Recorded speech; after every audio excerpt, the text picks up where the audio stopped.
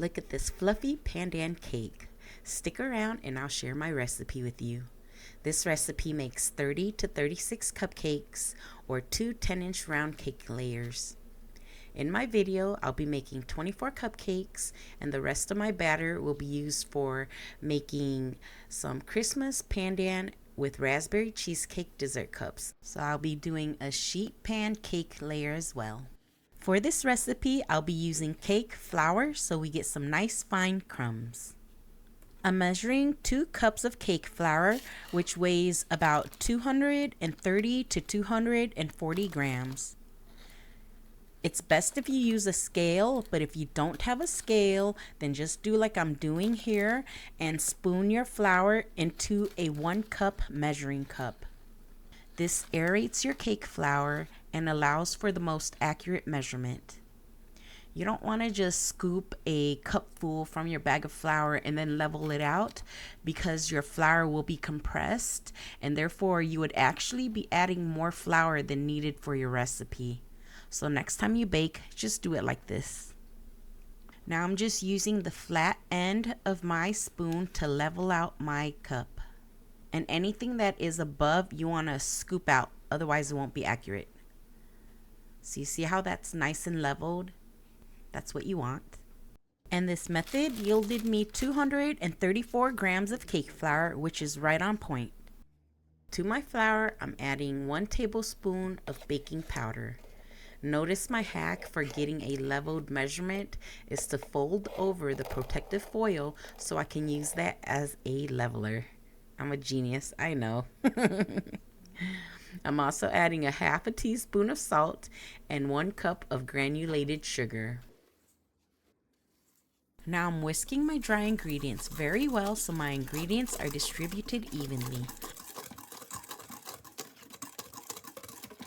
I'm making a well in preparation for my wet ingredients. Into a small clean bowl, crack 7 large eggs. Make sure not to crack your egg yolks. Today, all of my eggshells wanted to slip out of my grasp, and so I did end up cracking 1 egg yolk. I'm measuring out 3/4 cups of pandan extract that I made using fresh pandan leaves, but you can just use water as well. I'm also adding in 1/4 cup of vegetable oil, but this recipe can really handle up to a half a cup of vegetable oil, so it's up to you. Now I'm trying to be careful while separating the egg yolks and adding that to my pandan juice and vegetable oil mix.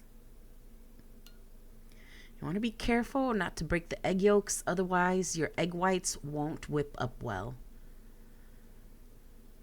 So I saved the last egg, which was cracked, and thankfully I got it in without contaminating the rest of my egg whites, so that's a good thing. Now I'm adding 1 teaspoon of pandan extract, but if I wasn't using the pandan juice I had made, I would be adding 1 tablespoon of pandan extract. I'm mixing this up very well to make sure to break down the egg yolks. And now for my favorite part. I'm pouring my wet ingredients into the center of my well. And notice how I'm mixing from the center, keeping my stirring motion tight. And notice how the wet ingredients are pulling my dry ingredients in. It's so satisfying to watch, right? Keep this stirring in the same direction. This method of combining dry and wet ingredients prevents large clumps from forming. And as you pull in more of the dry ingredients, you can move your stirring motion outwards towards the edge of the bowl. And I'm not editing this out because I want to show you in real time how long this process takes to do. Continue doing this just until the ingredients have combined. Now once everything is homogeneous like this, you can stop. But I forgot my food coloring, so I'm going to add that in. I'm using leaf green food gel by Americolor because I wanted this to look more green for a Christmassy dessert. And I'm just going to add it in, but it doesn't have to be completely mixed in because I'll do that with the meringue.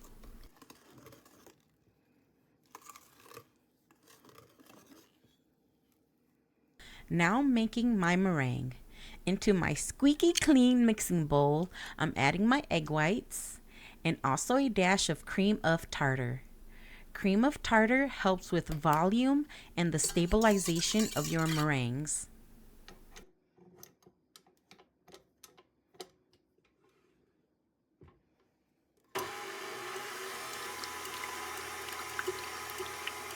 I'm whisking this on medium to medium high speed until it becomes foamy.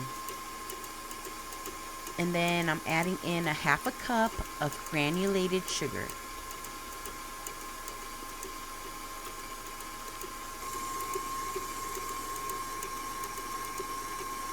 And I continue to let this whip until it has multiplied in volume and it has become a white in color and light in texture like this.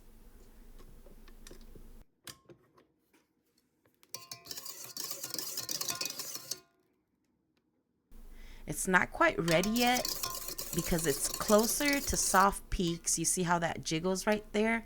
So I'm going to continue to let this whip until I get stiff peaks. I know I'm focusing a lot on the meringue, but no meringue equals no chiffon cake. So it's really important to get this right. Pay close attention to the texture change when you are at this stage of your meringue making because you can easily go from stiff peaks to overwhipped real fast. And an overwhipped meringue becomes destabilized, which causes your chiffon cake to collapse or fail. Okay, and there you have it. This is what you're looking for.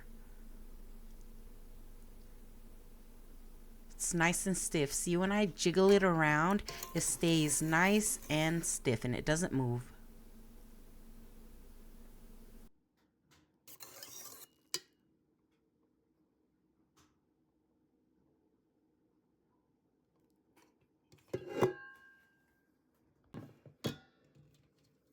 Now I'm taking about 1/3 of my meringue and I'm gently folding that into my batter. Folding is just gently moving outside batter inside towards the middle using a gentle motion.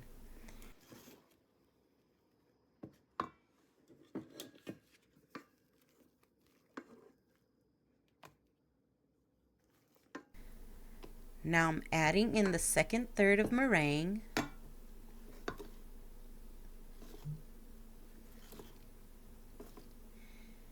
And I'm being as gentle as I can be because I don't want to deflate the meringue I just spent 10 minutes making.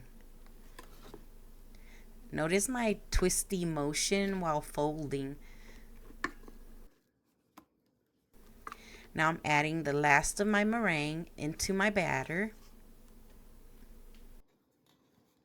I'm just incorporating all of the ingredients as best as I can without deflating it too much.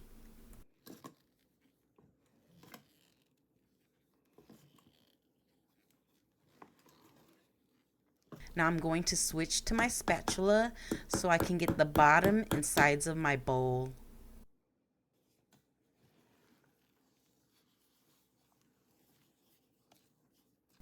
I'm gently folding until I have no more streaks of white or green.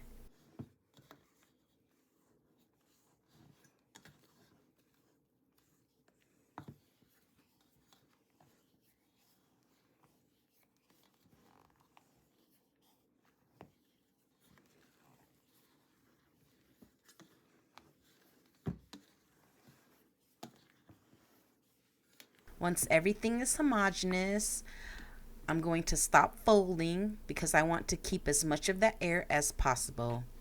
And this is the texture I'm looking for. No more streaks of white or green. And it just flows like that.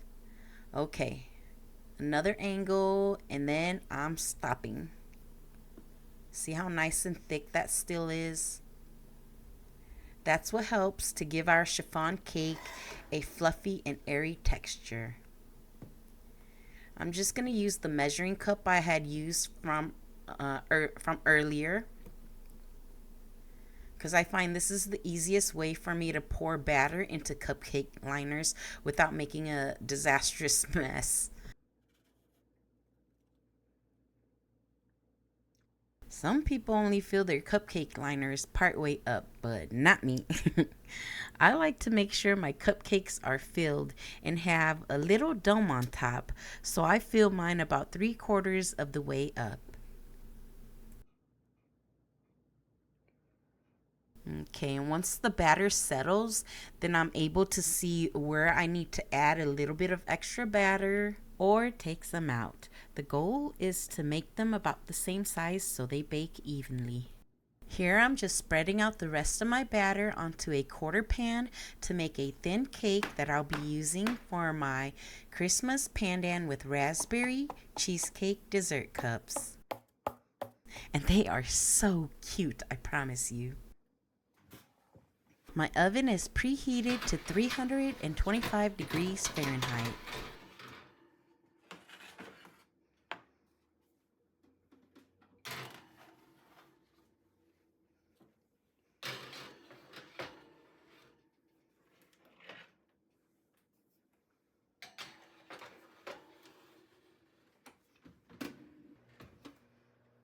The sheet cake took about 14 minutes to bake in my oven.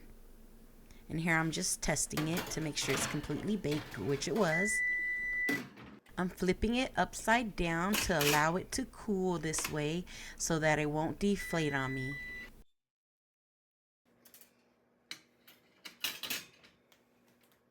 My cupcakes took about 17 minutes to bake. And that's me sticking a skewer in to make sure that it's completely baked, which it is because there were no crumbs on my skewer. I like to test a few cupcakes to make sure. And they wouldn't come out because they were sliding, so I had to use a little bit of ingenuity here. Look how nice these are. Okay, I'm going to flip them upside down to cool. I may have overfilled a few of them just a little bit. But this batch right here was all perfect though.